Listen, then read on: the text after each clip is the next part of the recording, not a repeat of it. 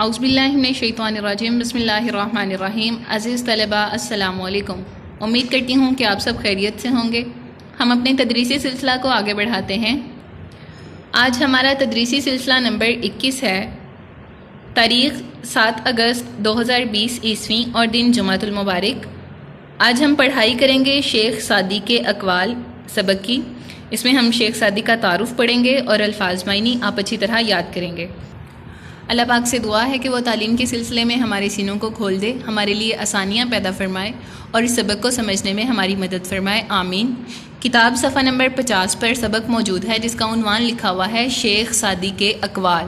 اقوال کہتے ہیں قول کو، کسی کی کہی گئی بات کو۔ شیخ سعدی رحمۃ اللہ کے متعلق تھوڑا سا آپ کو تعارف بتاتی ہوں کہ شیخ سعدی ایک مسلمان مصنف تھے۔ انہوں نے فارسی میں اپنی کتاب لکھی۔ شیخ سعدی کے متعلق کہا جاتا ہے کہ انہوں نے 12 مرتبہ پیدل حج کیا تھا۔ وہ اپنے علاقے یا اپنے ملک سے پیدل حج کے لیے سعودی عرب گئے تھے۔ اس دوران انہوں نے آنے والے واقعات کو بھی اپنی کتاب میں لکھا ہوا ہے۔ شیخ سعدی کے ضرب الامثال اردو زبان میں بھی مشہور ہیں۔ ان کی ہر حکایت، انہوں نے بہت سی حکایات بھی لکھیں اور ہر حکایت میں ایک پیغام پوشیدہ تھا، ہر حکایت میں ایک میسج تھا جو کہ صدیوں تک انسان اس سے مستفید ہوتا رہا ہے۔ شروع کرتے ہیں۔ شیخ سعدی کا اصل نام شرف الدین تھا۔ شرف الدین ان کا اصل نام تھا۔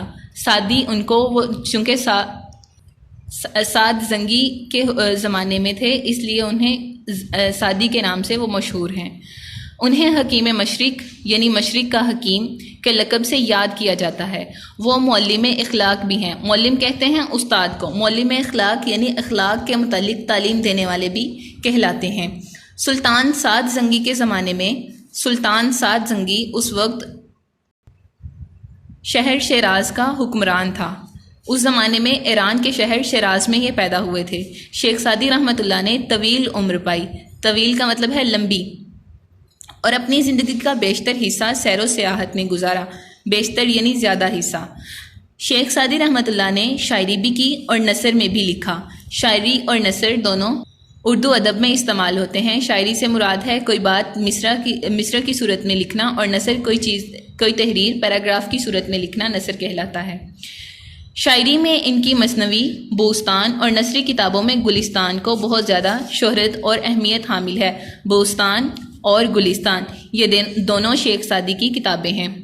مثنوی شعر لکھنے کی ہی ایک قسم ہے۔ شعر، اس میں طویل بحریں لکھی جاتی ہیں جس کا قافیہ ہم آواز ہوتا ہے، جس کے شعر کے آخر میں قافیہ موجود ہوتا ہے، اور ایک کہانی کو بھی مثنوی کی صورت میں لکھا جا سکتا ہے۔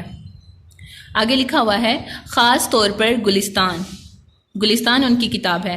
اپنی فکری تازگی اور دانش و حکمت، دانش کہتے ہیں عقل مندی کو، ادب عالیہ میں شمار کی جاتی ہے۔ دانش و حکمت کی بنا پر اسے ادب عالیہ میں شمار کیا جاتا ہے، یعنی ادب کی اعلیٰ چیزوں میں اس کو شامل کیا گیا ہے۔ دنیا میں پائی جانے والی تقریباً تمام بڑی زبانوں میں اس کے تراجم ہو چکے ہیں۔ اصل میں یہ فارسی زبان میں لکھی گئی تھی، لیکن دنیا میں پائی جانے والی تقریباً تمام بڑی زبانوں میں اس کے ترجمے ہو چکے ہیں۔ حکمت و دانش سے بھرپور ان کے کچھ اقوال درج ذیل ہیں۔ اقوال قول کی جمع ہے۔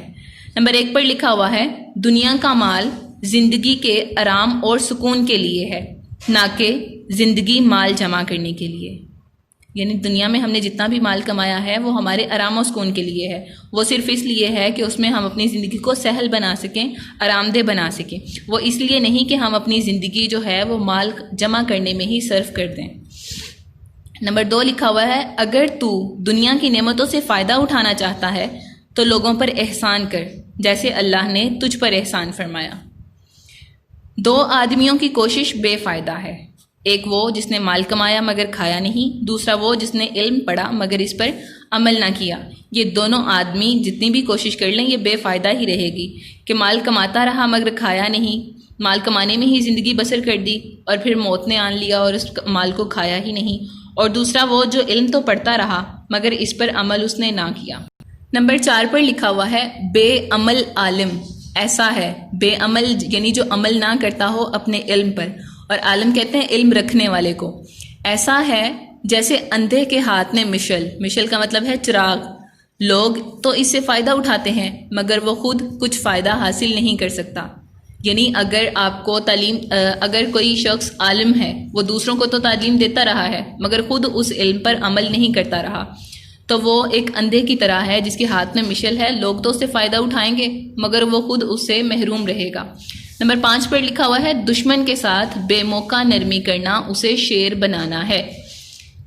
نمبر 6 پر لکھا ہوا ہے وہ دشمن جو بظاہر دوست ہو اس کے دانتوں کا زخم زیادہ گہرا ہوتا ہے. یعنی ایسا شخص جو آپ کے ساتھ دوست بن کے رہ رہا ہے، بظاہر تو آپ کے ساتھ دوست ہے لیکن در حقیقت وہ آپ کا دشمن ہے، تو اس کے دانتوں کا زخم زیادہ گہرا ہوتا ہے، وہ آپ کو زیادہ گہرا زخم دے گا.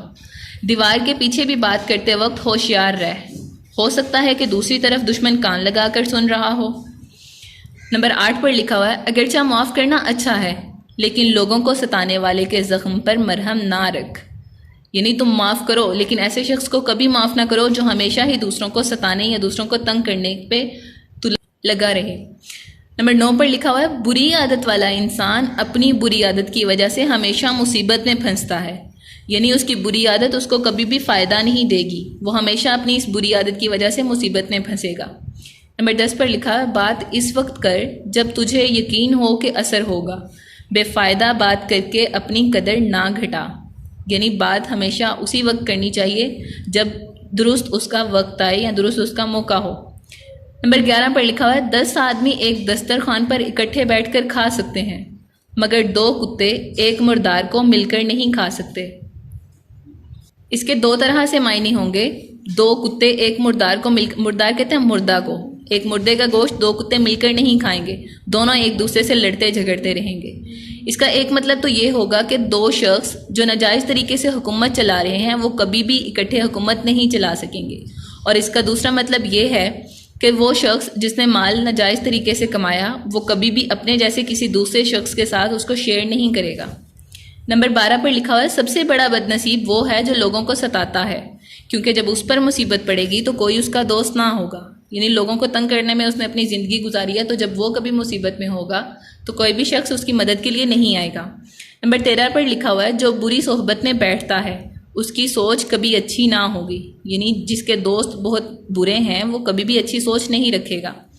حاسد کے لیے بد دعا کرنے کی ضرورت نہیں. حاسد کہتے ہیں جلنے والے کو، جو کسی کے پاس اچھی چیز دیکھ کر اس پر ناشکری کا اظہار کرے. وہ پہلے ہی حضرت کی آگ میں جل رہا ہے. حاسد کے لیے کبھی بھی بد دعا نہیں کریں کیونکہ وہ پہلے ہی اپنی حسد کی آگ میں جل رہا ہوتا ہے. نمبر 15 پر لکھا ہوا ہے کتا دنیا کی ذلیل ہستی میں شمار ہوتا ہے مگر حق شناس کتا نہ شکر انسان سے بہتر ہے. یہاں پر آپ نے انسان اور کتے کا ذکر کیا ہوا ہے کہ کتا، ہم جانتے ہیں کہ کتا دنیا کی ایک ذلیل ہستی میں شمار ہوتا ہے، وہ سب سے زیادہ کمتر مخلوق سمجھا جاتا ہے، مگر حق شناس کتا نہ شکر انسان سے بہتر ہے. ایسا کتا جس کو اپنے حق کی پہچان ہے اور وہ جانتا ہے کہ اس نے کون کون سے حقوق ادا کرنے ہیں، وہ ایک نہ شکر انسان سے بہتر ہے. ایسا شخص جو اللہ کا شکر ادا نہیں کرتا اپنی نعمتوں پر تو وہ حق شناس کتے سے بدتر ہے. یہ تھا ہمارا آج کا سبق. شیخ سعدی کے ہم نے اقوال پڑھے. امید کرتی ہوں کہ آپ نے ان سے اچھا سبق حاصل کیا ہوگا اور آپ ان پر عمل بھی کریں گے انشاءاللہ. آپ الفاظ معنی اچھی طرح یاد کیجیے گا. جزاک اللہ. اللہ حافظ.